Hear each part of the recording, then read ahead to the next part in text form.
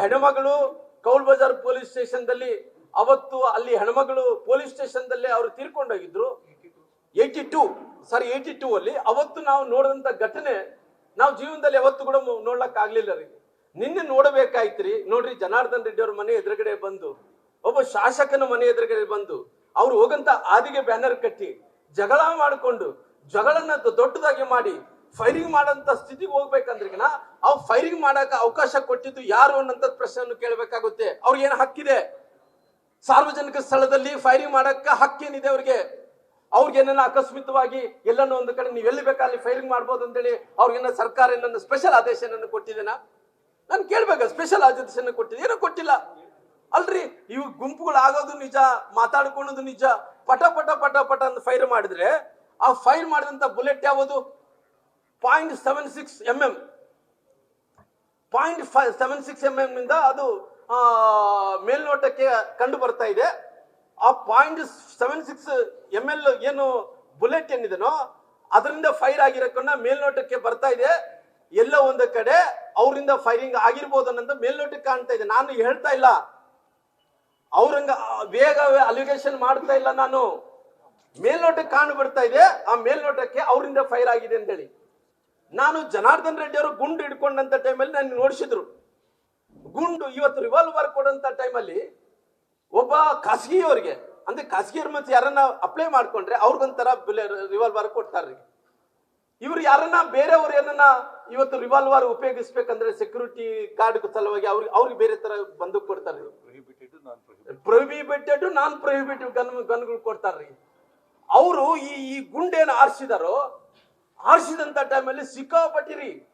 ಹೆಂಗ್ ಅಂತ ಹೇಳಿದ್ರೆ ಆ ಮಳೆ ಸುರಿಸಿದಂಗ ಸುರಿಸ್ತಾ ಇದಾರ್ರಿ ಕಲ್ಲುಗಳು.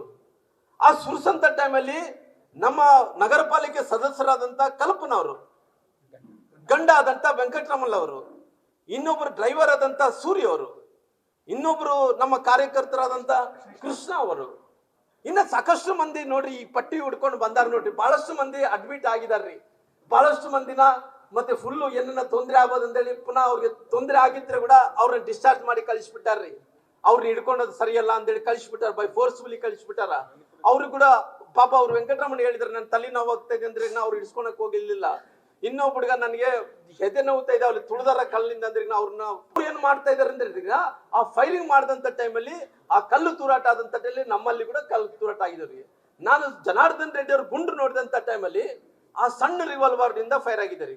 ಆ ಸಣ್ಣ ರಿವಾಲ್ವರ್ ಇಂದ ಏನ್ ಫೈರ್ ಆಗಿದೆನೋ ಆ ಫೈರ್ ಆದಂತ ರಿವಾಲ್ವರ್ ಓಪನ್ ಆಗಿ ಅವರು ವಾಟ್ಸಪ್ ಫೇಸ್ಬುಕ್ಗಳಲ್ಲಿ ಲೈವ್ಗಳಲ್ಲಿ ಅವರು ಗನ್ಮ್ಯಾನ್ಗಳನ್ನೇ ಅವರೇ ಹಾರಿಸ್ತಾ ಇದಾರ.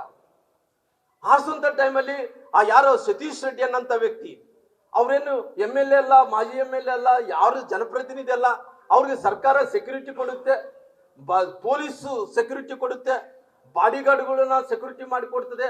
ಓಪನ್ ಆಗಿ ಬಿಹಾರ್ ತರ ರೀ, ನಮ್ ಕರ್ನಾಟಕದಲ್ಲಿ ಯಾವ ಕಲ್ಚರ್ ಇಲ್ಲ ನಮಗೆ.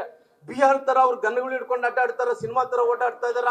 ಏನ್ ಸಿನಿಮಾ ತರ ಒಬ್ಬನು ಡೋರ್ ಓಪನ್ ಮಾಡ್ತಾನ, ಒಬ್ಬ ಡೋರಲ್ಲಿ ನಿಲ್ತಾನ, ಫೈರ್ ಮಾಡ್ತಾರ, ಡಮ ಡಮ ಡಮ ಡಮ ಡಮ ಅಂತೇಳಿ. ಎಷ್ಟು ದೌರ್ಜನ್ಯ ರೀ ಅಲ್ರಿ. ಎಷ್ಟು ದೌರ್ಜನ್ಯ ನಾವ್ ಯಾವತ್ತು ಜೀವನದಲ್ಲಿ ಕಂಡಿಲ್ಲ ರೀ.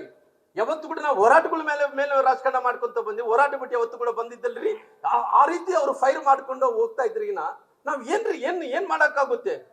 ಅಷ್ಟೊತ್ತೊಳಗಡೆ ಏನಂತ ಎಲ್ಲ ಕಾರ್ಯಕರ್ತರು ಎಲ್ಲರೂ ಒಂದು ಕಡೆ ಸೇರ್ಕೊಂಡಂತ ಟೈಮಲ್ಲಿ ಕೂಡ ಜನಾರ್ದನ್ ರೆಡ್ಡಿ ಅವರು ಕೂಡ ಮುಂಚೆಯಿಂದ ಕೂಡ ಹೇಳ್ಕೊಂತ ಇದಾರ. ಮುಂಚೆಯಿಂದ ಕೂಡ ಏನ್ ಹೇಳ್ತಾ ಇದಾರೆ, ಯಾವತ್ತು ಕೂಡ ನಾವು ಶಾಂತಿಯನ್ನು ಕಾಪಾಡಬೇಕು, ಸಂವಿಧಾನವನ್ನು ಬಿಟ್ಟು ನಾವು ಹೋಗಬಾರದು, ಕಾನೂನನ್ನು ಬಿಟ್ಟು ಹೋಗಬಾರದು ಅನ್ನಂತ ಮಾತು ಜನಾರ್ದನ್ ರೆಡ್ಡಿ ಅವರು ಅಲ್ಲಿ ಜಗಳ ಪ್ರಾರಂಭ ಆದಂತ ಹೇಳ್ತಾ ಇದಾರ. ಹೇಳುವಂತ ಟೈಮಲ್ಲಿ ಅಷ್ಟೊಳಗಡೆ ನಮಗ್ ಗೊತ್ತಾಯ್ತು ಯಾರು ಈ ರಾಜಶೇಖರ್ ಅನ್ನಂತ ಹುಡುಗ ಡೆತ್ ಆಗಿದೆ, ರಾಜಶೇಖರ್ ರೆಡ್ಡಿ ಅನ್ನಂತ ಹುಡುಗ ಡೆತ್ ಆಗಿದ್ದಾನೆ ಅಂತೇಳಿ. ನಾನು ಒಂದು ಕೇಳ್ತೀನಿ, ನನಗೆ ಮಾಧ್ಯಮದ ಸ್ನೇಹಿತರು ಕೇಳಿದಂತ ಟೈಮಲ್ಲಿ ಸತ್ಯವನ್ನು ಯಾರು ಮುಚ್ಚಿಡಕ್ಕಾಗಲ್ಲ, ಪ್ರಾಮಾಣಿಕವಾಗಿ ಹೇಳ್ತಾರೆ. ನಾನು ಬಹಳ ಧರ್ಮಕ್ಕೆ, ಸತ್ಯಕ್ಕೆ, ನಂತರ ಸಂವಿಧಾನಕ್ಕೆ, ಕಾನೂನಿಗೆ ಗೌರವ ಕೊಡಂತ ಮನುಷ್ಯ ನಾನು.